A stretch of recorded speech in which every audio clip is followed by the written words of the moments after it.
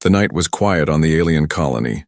A soft blue glow came from the moons above, lighting the dusty playground. The human mechanic, Ethan, walked slowly past broken swings and cracked stone benches. He had just arrived on this world 2 days ago, sent here to repair farming machines. But something else caught his attention tonight, something that was not on his job list. In the center of the playground stood a group of children, all of them alien. Their skin was pale silver, their eyes large and glowing faintly in the moonlight. They were holding a round ball made of strong fiber, a common game in the colony. The children laughed and shouted as they threw the ball to one another. But Ethan noticed one figure sitting alone on the edge, half hidden in the shadows. It was a small alien girl, thin and quiet. She had one leg shorter than the other, a broken, mechanical limb strapped to her side. Her eyes followed the ball with longing, but her lips did not move. When the ball rolled close to her by mistake, she tried to stand, but the metal leg gave a harsh creak, and she stumbled back onto the ground. The other children laughed cruelly. "She can't even walk right. How can she play?" one boy shouted. Another tossed the ball high in the air, ignoring her completely. The girl's shoulders sank, and she pulled the broken leg closer as if to hide it. Ethan stepped closer, his boots crunching against the dry soil. The girl looked up, frightened at first. Not used to strangers, Ethan knelt beside her, his voice gentle. "Do you want to play?" Her lips trembled, and in a whisper softer than the night air, she said, "I can't play ball, sir." The words pierced Ethan's heart, not because of the weakness in her voice, but because of the deep pain behind it. She believed she would never be accepted, never be strong enough. Ethan looked at her mechanical leg. The wires were loose. The gears rusted, clearly neglected for years. This was not only a broken machine, this was a broken dream. He asked her name, and she answered, "Lyra." Shyly, her eyes were bright, but filled with sadness. He could see that she had tried many times to play, but no one believed in her. From a distance, the colony elders watched, whispering to one another. That human should not waste his time. One said, "She is cursed. Weak from birth, nothing can change that." Another replied. But Ethan ignored their cold stares. He saw something in Lyra's eyes that no one else cared to see. A spark of hope waiting for the right touch. The ball rolled near again, and this time Ethan picked it up. He placed it gently into Lyra's small hands. She shook her head. "They don't want me. They will only laugh." Her fingers trembled as she held the ball, but Ethan smiled warmly. "Let them laugh. If you want to play, I will help you." Lyra stared at him, unsure if he was serious. No one had ever said those words to her before. She was used to rejection, used to silence, but this human, this stranger, was different. For the first time in her short life, someone believed in her. Ethan stood tall and looked at the group of children. They were still playing loudly, not even noticing Lyra. But Ethan knew this was only the beginning. The broken playground, the broken leg, the broken spirit. These were things he could fix. And behind all of it, he felt something more. A strange sense that this colony held secrets deeper than a simple game of ball. The wind rose, carrying the sound of laughter and the soft clink of Lyra's broken limb. Ethan placed a gentle hand on her shoulder and whispered, "Tomorrow, we start." Her eyes widened, and for the first time a tiny smile appeared. She did not fully believe yet, but the seed of hope had been planted. As the moons moved higher in the sky, the playground emptied, the children ran home. Only Ethan and Lyra remained under the pale light, the mechanic with his tools, the alien girl with her broken dream. And in that quiet moment, something powerful began. Not just the repair of a leg, but the repair of a soul. The morning sun rose over the alien colony, its pale light falling across dusty streets and quiet stone houses. Children gathered once again in the playground, their voices filled with laughter and energy. But in the shadows near the broken wall, Lyra sat alone, her small hands resting on her mechanical leg. The metal joint squeaked whenever she moved, the gears stiff and rusted from years of neglect. She had grown used to the pain, but not to the loneliness. Every day was the same for Lyra. The other, Children played without her, tossing the ball, shouting with joy. Sometimes they looked at her with pity, but most of the time with cruel eyes. "Stay away, you slow us down," one boy had told her the week before. Another girl laughed, saying, "You will never run, why even try?" Their words cut deeper than the pain in her broken leg. Ethan had promised her help. But still, doubt filled her heart. She remembered the many times she had tried on her own, how she had limped onto the field, ball in hand, only to collapse before even taking a single step, how the laughter of the others rang in her ears, how the elders turned away, pretending not to see her tears. Her mother used to tell her stories at night, stories of alien heroes who could leap across mountains and run faster than the winds. But whenever Lyra asked if she could be like them, her mother's smile faded. "You are different. My child, you must accept it," her mother whispered once. Those words stayed in her heart, heavy like stone. Now, sitting in the dust, Lyra felt the same heavy stone pressing harder. She looked at the other children, her eyes following the ball. Again, she longed to be there, to run, to shout, to feel free like the others. But the broken leg reminded her of her place, a place in the shadows, far from the game, far from laughter. Ethan arrived at the edge of the playground, his toolkit slung over his shoulder. He had not forgotten his promise. When his eyes found Lyra, she quickly looked down, embarrassed. He crouched beside her with a gentle smile. "You're watching again, aren't you?" Her cheeks flushed a pale silver. "I told you, I can't play," she whispered. Ethan lifted her chin slightly so she would meet his gaze.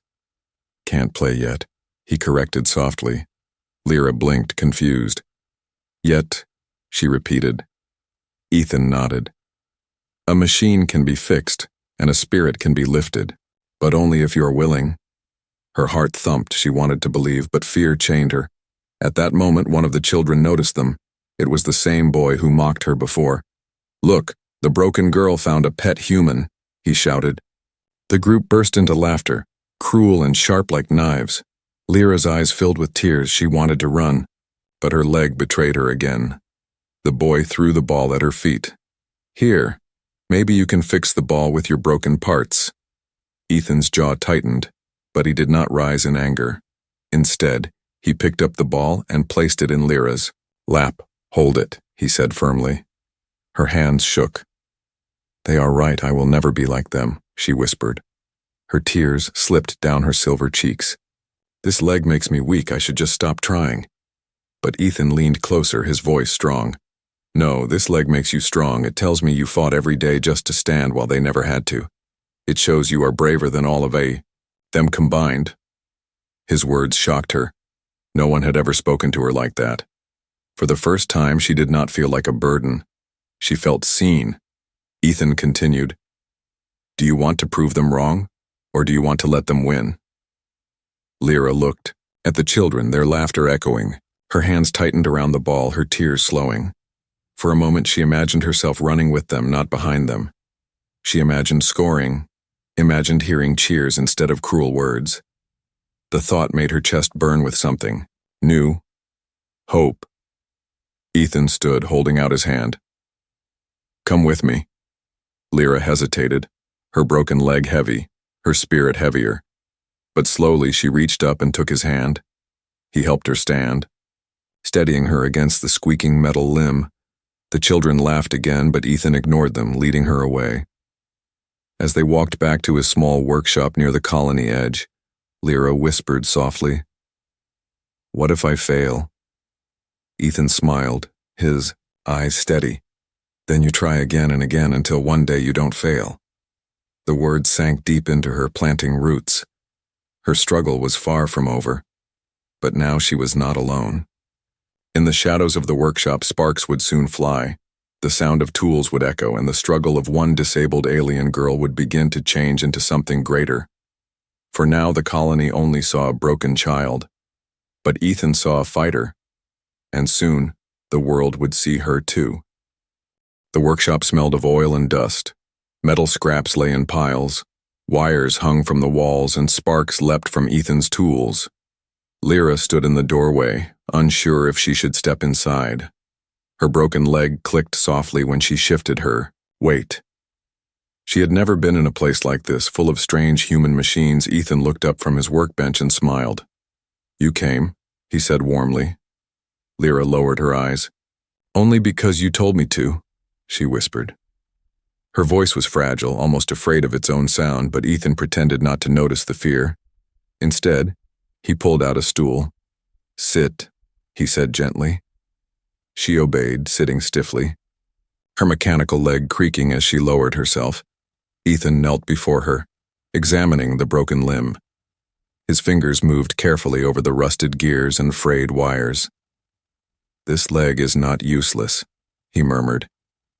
"It only needs care, and someone willing to fix it." Lyra blinked, her hands gripping the edge of the stool. "No one ever tried before," she whispered. Her words carried both sadness and wonder. Ethan raised his eyes to hers. "Then let me be the first," he said firmly. His voice was steady like steel that would not bend. Outside, the sound of children playing echoed faintly. Lyra heard their laughter, and her heart sank again. "They will never let me join," she said, her voice breaking. "They think I am weak. They say I will only slow them down." Her words trembled like shattered glass, sharp with pain. Ethan wiped grease from his hands onto a rag. He studied her for a long moment, then spoke with quiet strength. "Do you know what a mechanic does?" he asked. Lyra shook her head. Silently, "A mechanic fixes what others throw away, repairs what others call broken, gives second life to things everyone else gives up on," he explained. He leaned closer, his eyes steady. "And you, Lyra, are not broken. You are only waiting for someone to see your worth." Her chest tightened. Her breath caught in her throat. No one had ever spoken of her like that. For a moment, she almost believed him. Almost. Ethan picked up a small tool, a bright spark flaring as he tested the wires. "I will fix your leg," he said, his voice certain. "I will make it stronger. Faster, better than before." Lyra shook her head quickly. "Why would you do this for me?" Her silver eyes were wide, filled with confusion. Ethan smiled softly. "Because everyone deserves a chance to play." Lyra's lips parted, but no words came. The promise felt too big, too impossible, yet his voice made it sound real. She lowered her gaze, whispering, "What if I fail?" Ethan answered without hesitation. "Then you try again, until you do not fail." The workshop filled with the hum of tools. Sparks danced in the air as Ethan worked. Lyra sat silently, watching every movement. He was not just repairing metal. He was building hope with every twist of wire and turn of a bolt. Her heart began to beat with a rhythm she had not felt in years. Hours passed, the moons rising outside the small window. Ethan paused only once, handing her a piece of cloth. "Hold, this here," he said, guiding her hand to steady the frame. She obeyed, her fingers trembling at first, then growing firm. For the first time, she felt part of something, not apart from everything. When Ethan finally leaned back, sweat on his brow, he nodded. "It will take more work, but soon this leg will carry you farther than you believe," he said. Lyra touched the repaired joint gently, her heart racing. "Farther than I believe," she repeated softly. The words tasted strange, like a dream spoken out loud. Ethan stood, placing a hand on her shoulder. "Tomorrow we train," he said firmly. Her eyes widened. "Train?" she asked in disbelief. "Yes, you will not only walk, you will run, and one day you will play ball with them, and you will win," Ethan declared. The strength in his voice sent a shiver through her, half fear, half hope. From the doorway, a shadow moved silently. One of the colony elders had been watching, their eyes narrow, their lips pressed tight. They shook their head and vanished into the night. Ethan did not notice, but Lyra did. Her stomach twisted, fear mixing with the fragile flame of hope. But Ethan's hand was still on her shoulder, strong and steady. His promise was not just words, it was a vow written in fire and steel. and though doubt still whispered in her heart, something inside her shifted. A seed of belief taking root. For the first time, she allowed herself to imagine a different future. The next morning, the workshop came alive with sound. Ethan's tools clinked against metal. The hum of small engines filled the air, dust, and sparks swirled as he tightened bolts and polished wires. Lyra stood nearby, her eyes wide, holding a small cloth to clean parts he handed her. Her mechanical leg rested on the workbench, half open like a secret waiting to be revealed. Ethan worked with careful hands, his voice calm. "Strength is not only in the body," he said. "Strength is also in the heart." Lyra tilted her head, listening quietly. She wanted to believe his words, but doubt still lingered like a shadow. Every time she remembered the laughter of the other children, her chest grew heavy. Hours passed, and finally Ethan stepped back. The leg gleamed with new parts, reinforced with both human steel and alien crystal. "This will not just carry you," he said with a grin. "It will help you run." Lyra blinked, unsure if she had heard correctly. Run. The word felt like a dream too far away. Ethan knelt and carefully attached the new limb. Lyra gasped as energy hummed through it, warm and alive. She stood slowly, her balance wobbly at first. Ethan held out his arms, steadying her. "Easy now, one step at a time." She nodded nervously, lifting her foot and placing it down. The sound was different, not the harsh squeak she knew. This time the leg moved smoothly, responding to her will. She took another step, then another. Her lips parted in wonder. "It feels different," she whispered. Ethan smiled. "That's because it is yours now. Not broken, but rebuilt." Step by step she moved across the floor, at first clumsy, almost falling, but Ethan guided her gently. "Don't fight the leg," he explained. "Trust it. Let it become part of you." She closed her eyes, breathing slowly, trying again. And this time she walked across the workshop without falling. Her heart pounded with joy she had never felt before. For the first time in her life, she was not dragged by weakness. She was carried by hope. She looked back at Ethan, her eyes shining. "I walked," she whispered. He nodded proudly. "Yes, and soon you will run." The promise sent fire through her chest, part fear, part excitement. From that day, training began.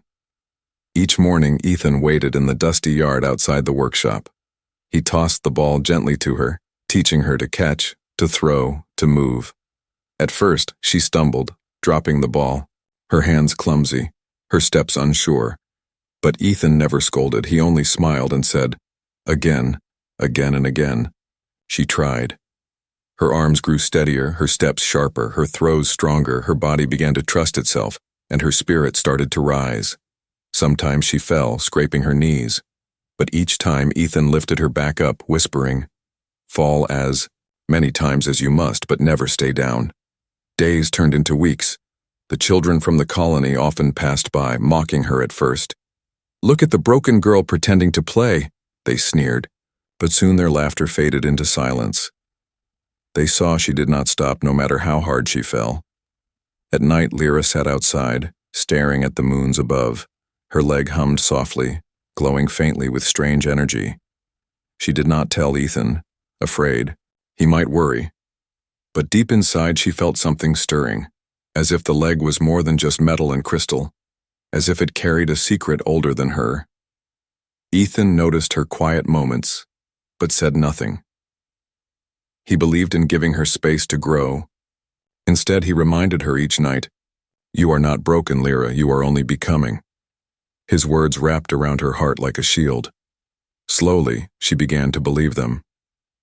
One evening, after a long day of practice, Ethan tossed the ball high. Lyra ran after it, her legs moving faster than she thought possible. She leapt forward, catching it in her hands before it hit the ground. She landed hard, dust rising, but she did not fall. She stood tall, ball in hand, breathing hard but smiling wide. Ethan clapped, his laughter loud and proud. "You see," he said, "you are already stronger than they know." Lyra's chest swelled with pride. Her doubts shrinking at last, she whispered to herself, "Maybe I can play." The thought lit her heart brighter than the moons above. But as they celebrated, shadows watched again. An elder stood hidden near the edge of the yard, his eyes sharp and cold. "This human is dangerous," he muttered under his breath. "She will forget her place, and that will bring trouble." Then he turned and vanished into the darkness, leaving only silence behind. Lyra did not see the elder. Her eyes were fixed on the ball in her hands. She had walked, she had run, she had caught the ball, and for the first time, she dared to believe that maybe, just maybe, she was not broken. Hope had taken root and it was growing stronger every day, but she did not yet know that hope always comes with a price. The colony square buzzed with excitement. Banners of bright cloth hung between tall stone pillars. Children ran through the crowd, laughing, carrying wooden sticks and painted masks. Merchants shouted from stalls, selling roasted fruit and glowing drinks. It was the day of the Great Ball Tournament, the event everyone waited for each year. Ethan walked beside Lyra as they entered the square. Her new leg moved smoothly, though her steps were slow with nerves. She clutched the ball he had, given her, holding it close to her chest. Her silver eyes darted around the crowd filled with both wonder and fear. She had never stood in the center of the colony during a festival. Children from every corner gathered at the field. Teams were forming, each child eager to show their strength. The air filled with cheers, drums beating, voices rising like thunder. But when Lyra stepped closer, silence spread. Whispers began to curl through the crowd like smoke. "Is she really here?" someone muttered. "That broken girl with the strange human." Another whispered. "Does she think she can play?" Voices mocked. Lyra's cheeks burned hot, her hands trembling around the ball. She wanted to turn and run, but Ethan's hand rested firmly on her shoulder. "Stand tall," he told her quietly. "Do not give them your fear." She swallowed hard and nodded, though her heart pounded like a drum. The colony elder stepped forward, his long robe trailing across the dust. He looked at Ethan with cold eyes, then at Lyra with clear disdain. "This tournament is for the strong," the elder announced. "It is not for those who cannot walk without help." The crowd murmured, in agreement, laughter bubbling at the edges. Lyra lowered her head, shame pressing like a heavy stone. But Ethan stepped forward, his voice loud and steady. "Strength is not only in the body," he said. "It is also in the heart, and in the will to try again after every fall." The elder's lips curled. "And what happens when her weakness costs her team victory?" Ethan's jaw tightened. "Then she learns, as all children must learn." The crowd stirred, some nodding, others frowning. Finally, the elder sighed. "Very well, if she insists on making a fool of herself, let her play." The children burst into laughter, mocking. One boy shouted, "We'll crush her in the first round." Another laughed, "She will trip before she even throws the ball." Lyra's hands clenched, her eyes wet, but Ethan bent close and whispered, "This is your chance, Lyra, not theirs." Her breath shook, but she lifted her head. She walked onto the dusty field, her new leg clicking softly with each step. The crowd's laughter followed her, but she kept moving. The game began with loud cheers. Balls flew through the air, dust rising as children ran and leapt. Teams shouted to one another, their voices full of energy. Lyra stood at the edge, waiting, nervous. Her teammates eyed her with doubt, muttering among themselves when the ball finally came her way. It landed near her feet. She bent down, lifting it with shaky hands. The crowd grew silent, waiting for her to fail. She threw, but the ball slipped, weak, falling short. Laughter erupted from the sidelines, sharp and cruel. Her chest ached. Tears threatened to rise, but Ethan's voice cut through the noise. "Again, Lyra!" he shouted. "Don't stop again." She wiped her eyes quickly, tightening her grip. When the ball came again, she caught it firmly, though her arms shook. She stepped forward, her leg humming with strange energy. She threw again, stronger this time. The ball soared farther than before, landing in the hands of her teammate. A gasp spread through the crowd. It was not perfect, but it was enough. Play continued, Lyra stumbling at times, but never quitting. Each fall she took, she rose again. Each mistake she made, she tried harder. Her teammates began to look at her differently. The laughter of the crowd grew softer, replaced by murmurs of surprise. By the end of the match, Lyra had thrown and caught more than once. She had not won the game for her team, but she had not lost it either. When the whistle blew, sweat clung to her brow, but her smile was wide. For the first time she had stood on the field and played, and she had not been broken. The elder frowned from the edge, his eyes dark. "This is dangerous," he muttered under his breath. "If she believes she belongs, others may start believing too." But Ethan stood with pride, clapping loudly. "You see," he said to Lyra, "you belong here." She looked at him, her silver eyes shining with tears. "I played," she whispered, her voice trembling with joy. "Yes," Ethan said firmly, "and next time, you will do even more." The crowd still buzzed with mixed voices, some laughing, some cheering. But deep inside Lyra's heart, something unshakable had begun. Iwam? Sky above the colony blazed with bright light as the final match of the tournament began. Crowds filled the stone benches around the wide field, their cheers rising like thunder. Banners whipped in the wind, drums beat a steady rhythm, and children prepared for the greatest game of the year. Among them stood Lyra, her heart pounding so loud it drowned out the noise around her. Her mechanical leg hummed faintly, glowing with hidden power she still did not understand. Ethan stood at the edge of the field, his arms folded, eyes steady on her. He gave a small nod, a silent promise that she was not alone. Lyra breathed deeply, clutching the ball as the whistle blew. The game began with a roar, players running, fast, dust swirling under their feet. The ball flew high through the air, passed from hand to hand. At first, Lyra hesitated, hanging back. Her teammates did not trust her yet, their eyes full of doubt. But when the ball came close, she leapt forward, the new leg driving her into motion. The crowd gasped as she caught it cleanly, the sound echoing like a spark through the air. Children, who once mocked her, stared in silence. Her chest burned with fear and pride mixed together. She turned and threw, the ball flying straight to a teammate. The crowd shouted, some in shock, some in anger, some in cheer. The elder sat in his seat, his face hard as stone. He leaned forward, watching every move she made. The game grew fierce.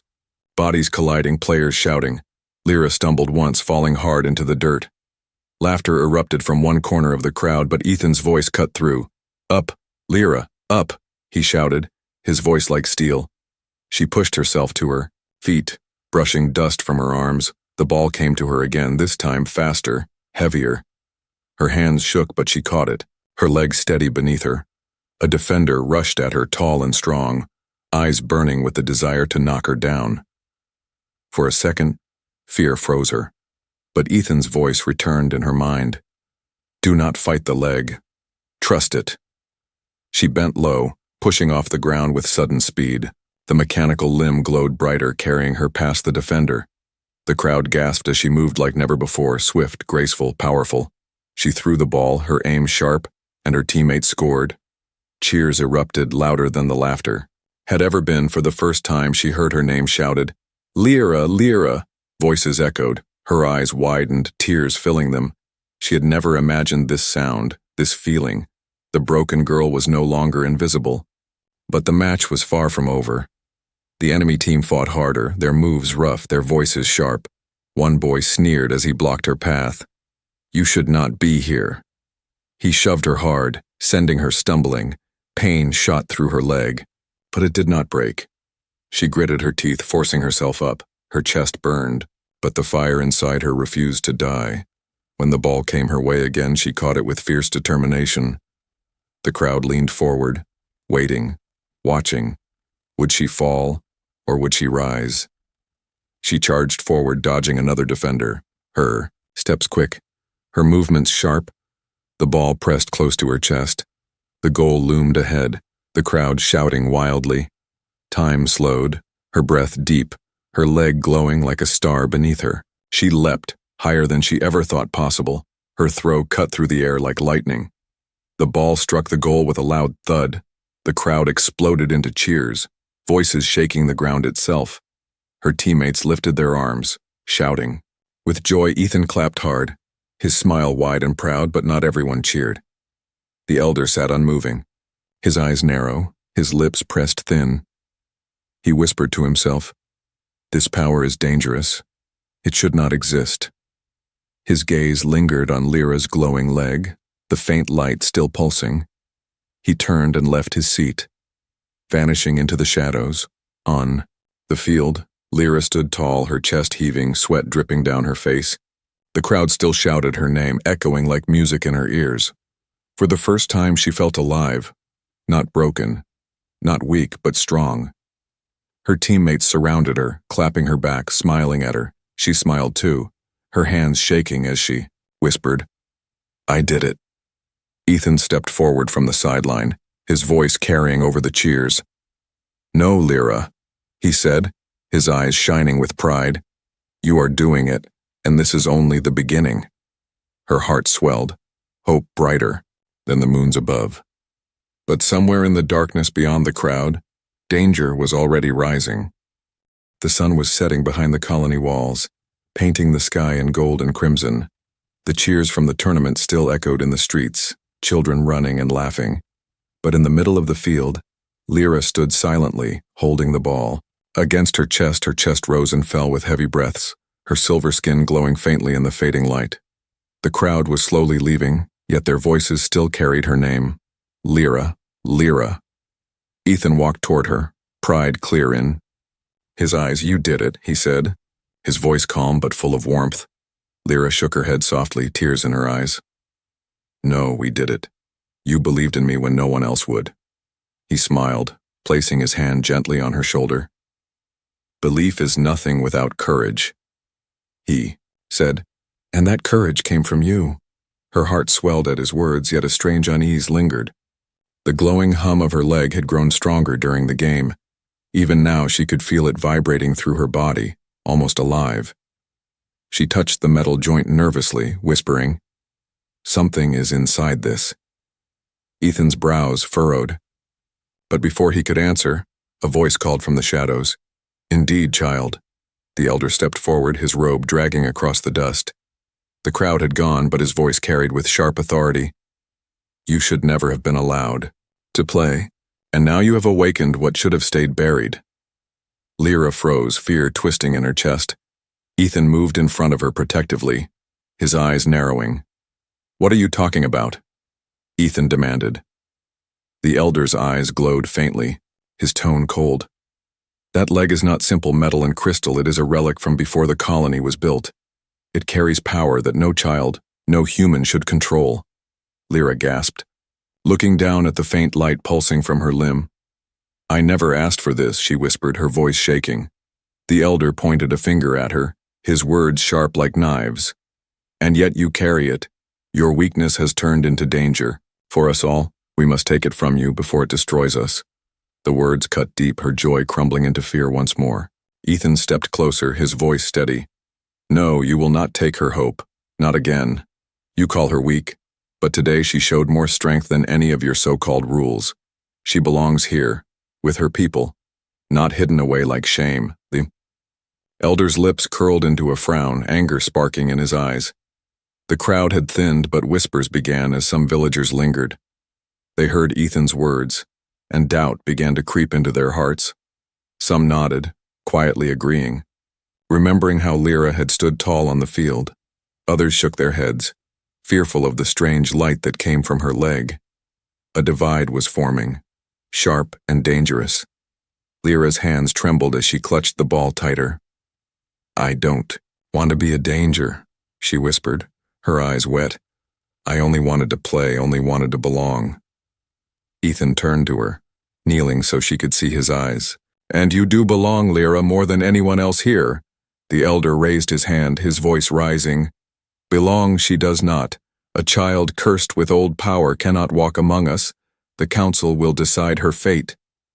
His words struck fear through the villagers, many stepping back, but Ethan rose to his full height, his jaw firm. "Then let the council see what I have seen," he said boldly. "Not a curse, but a gift, not a weakness, but strength. If they fear her, then they fear change, and change always comes. His words rang in the air like a challenge.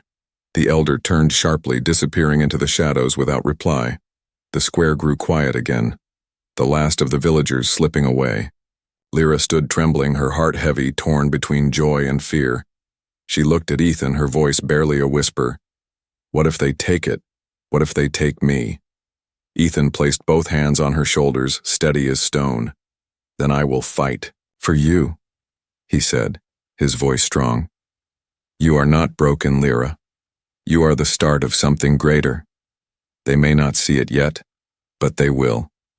Her silver eyes filled with tears, but this time they were not only tears of fear, they were also tears of hope, stronger than before.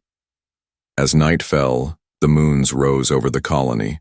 The ball rested at Lyra's side, glowing faintly in the silver light. Her leg pulsed softly, the ancient power within it waiting. Somewhere deep inside, she knew her journey was only beginning. The game had ended, but the true battle was about to start.